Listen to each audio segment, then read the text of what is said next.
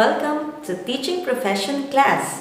This is Mayonelle Lopez, BEED4-1. Let's begin with our energizer. This is what we call memory game. I will show you a picture that you can stare on 10 seconds. Then after that, I will give a question about the picture. Be the first to send your answer in our classroom chat box. Let's have a warm-up. Number 1.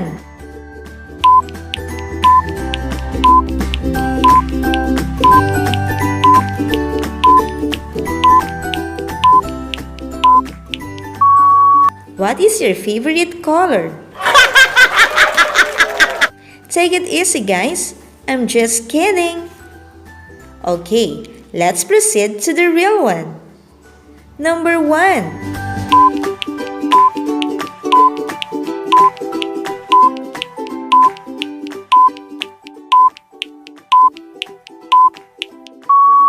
What is the color of the flag?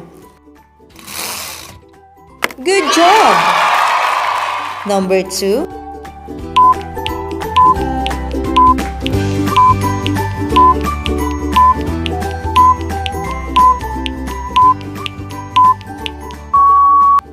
What is the date of the National Teachers Month?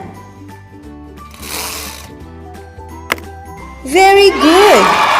And for number 3,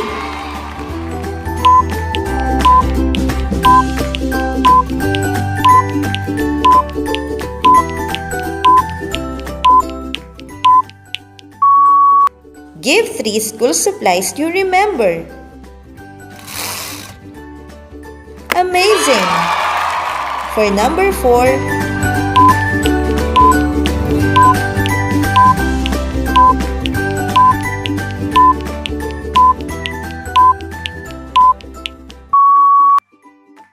what is the color of teacher's hair? You're super! And for last one,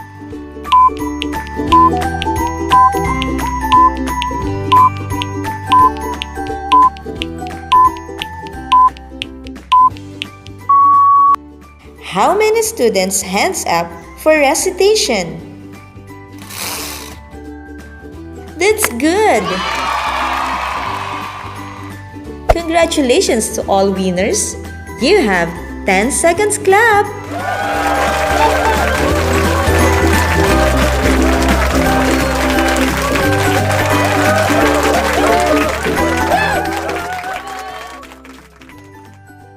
For our let question, General Education number 1.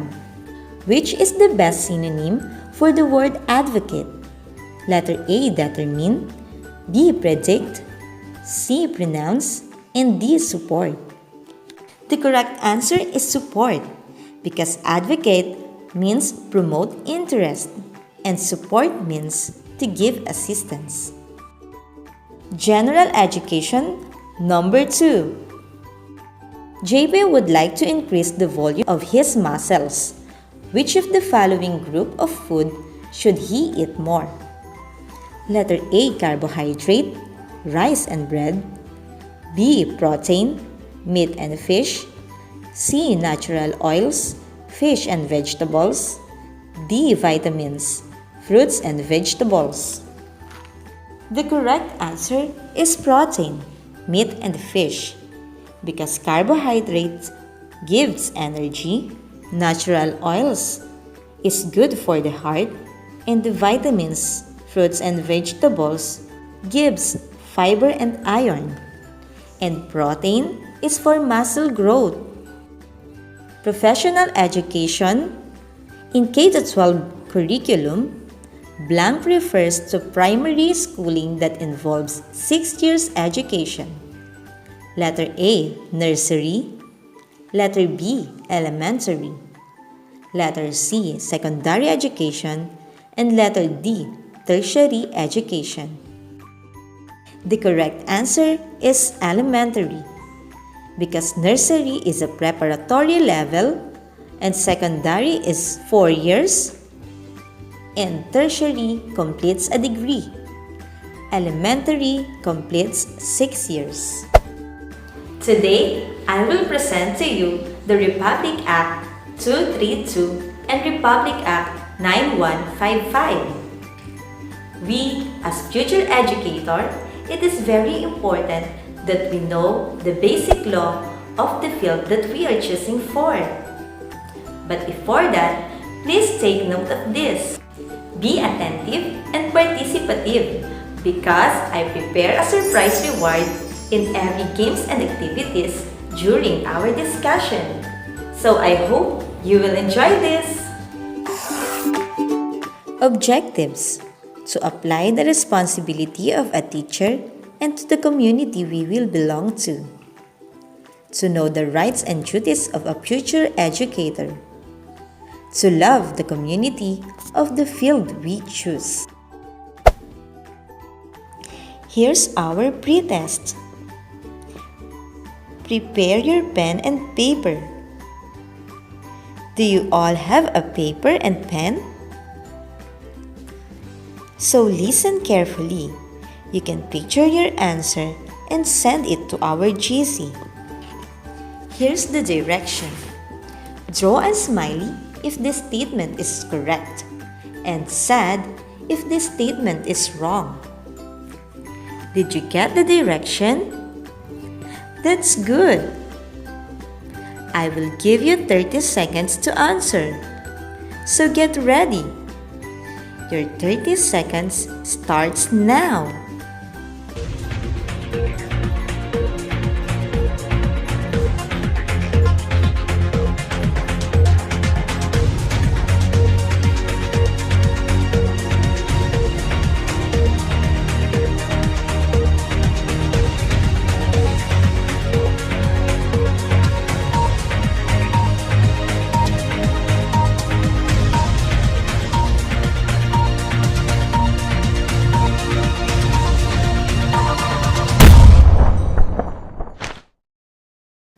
Let's check if your answer is correct.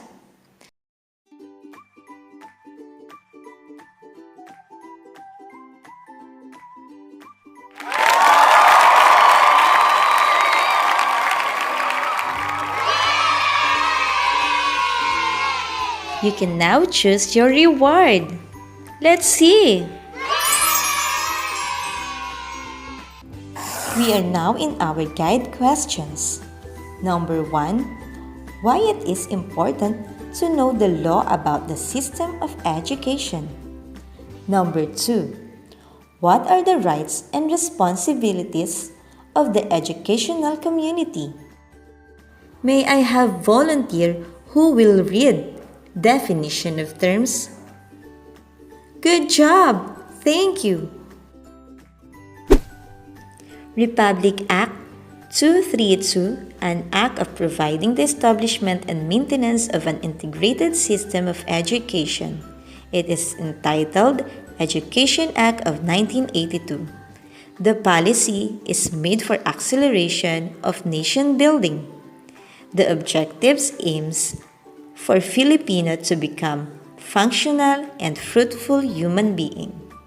Like famous Nelson Mandela said, education is the most powerful weapon which you can use to change the world. Nelson Mandela, President, Philanthropist. Let's talk about the rights and responsibilities of educational community. In this discussion, I ask you to participate in our activity. Here's the direction. I will show you all the rights and responsibilities and you will guess if it is for parents, teachers, administrators, students, or non-teaching personnels. You only have 20 seconds. If you want to answer, please open your mic and say your surname and wait for me to repeat your surname.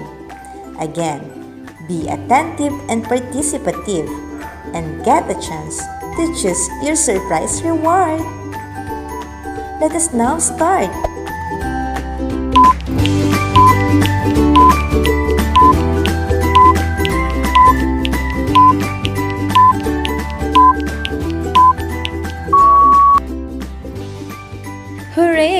Choose your reward now!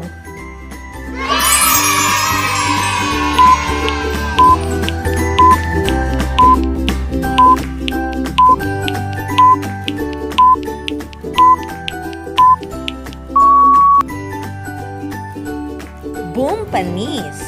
Choose your reward now!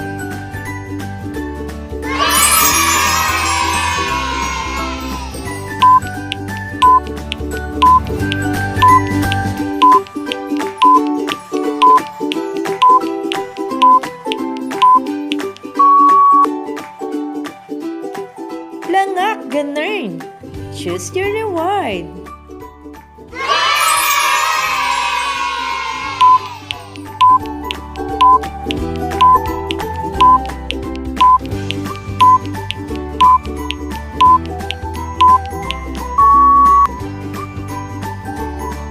You're awesome! Choose your reward!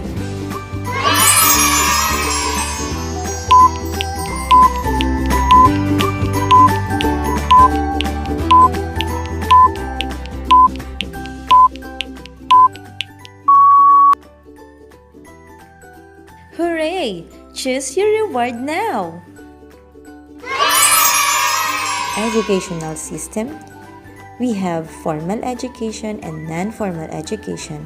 In formal education, this is the primary learning system. It is chronological graded learning from elementary that completes 6 years, secondary completes 4 years, and tertiary that completes a degree. Non-formal education. Government recognizes that there's a special need to be met for certain sectors. That's why we have work education. This is for the students who doesn't want to go to tertiary level. That's why we offer TESDA. For special education, these are for the students who need special treatment. That's why they offer SPED. And for non-formal education, this is for illiterates, out-of-school youth who wants to finish their studies outside the offering of the formal school system. They offer ALS. For our game surprise, what is the meaning of TESDA? Let's proceed to the second one. What is the meaning of the SPED?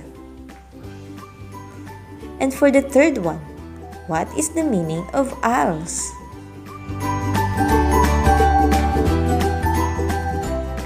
You can now choose your reward. Let's see. Establishment of schools.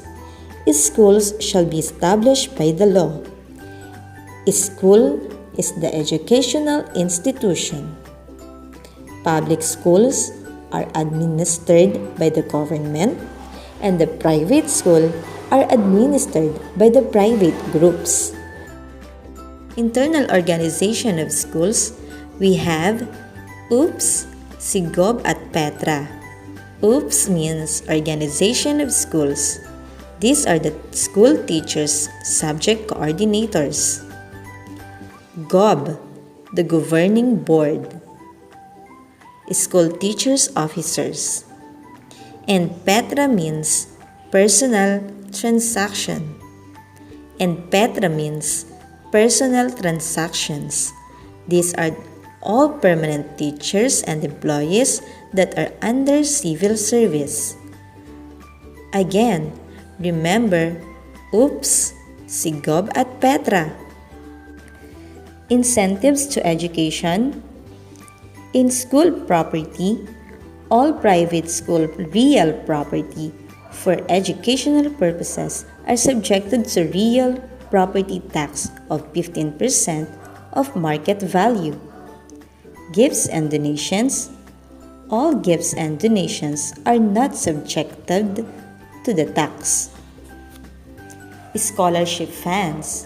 All profits of the investment from the scholarship fund that was used to finance additional scholarship fund for deserving students are all tax-free. For school dispersal program, all gains from sale transfer of property will be exempted to tax if the total income of the sale are invested to a new or existing established school in 1 year. Assistance for students is from GovGrass. GovGrass means government assistance, grants of scholarship, and assistance from private sectors. So now, let's proceed to our second topic, the Republic Act number 9155. This is an act of instituting a framework of governance for basic education, establishing authority and accountability, renaming the Department of Education, Culture, and Sports as the Department of Education and for other purposes. This is entitled Governance of Basic Education Act of 2001. The government declared that this policy protect and promote the rights of all citizens to provide accessible education to all Filipino children with free and compulsory education in elementary and high school level. For purposes and objectives, the purpose and objectives of this act are to provide the framework for the governance of basic education, to define roles and responsibilities, to make schools and learning centers the most important vehicle for the teaching and learning, to ensure the schools and learning centers receive the kind of focused attention they deserve, to enable the schools and learning centers to reflect and value the community, to encourage local initiative for the improvement of schools and learning centers, and to establish schools and learning centers as facilities. Cultural agencies, the Commission of Wikang Pilipino, National Historical Institute, Record Management and Archives Office and the National Library shall now be administratively attached to the National Commission for Culture and the Arts, NCCA, and no longer with the Department of Education. The program for school arts and culture shall remain part of the school curriculum. Abolition of the Bureau of Physical Education and School Sports.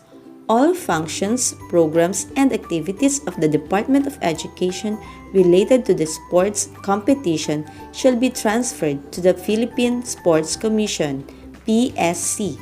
The program for school sports and physical fitness shall remain part of the basic education curriculum. Thank you for watching and participating. Keep safe and God bless!